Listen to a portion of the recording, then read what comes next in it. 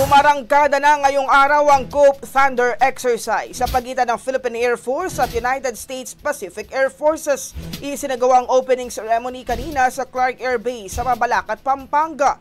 Ayon kay PAF spokesperson Colonel Maria Consuelo Castillo, ang COPE Thunder ay annual bilateral exercise na may layuning mapabuti ang kooperasyon at interoperability ng US at Philippine Air Forces. Ang first iteration ng pagsasanay ay magtatagal hanggang sa April 18, habang ang second iteration naman ay nakatakda sa buwan ng Hunyo.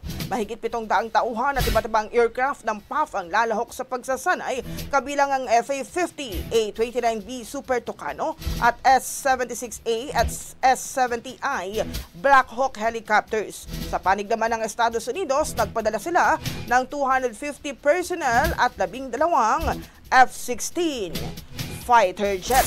Ang bahaging ito ay hatid sa atin ng Maxan Mangosteen Santone Coffee. Max Healthy, Max Sarap.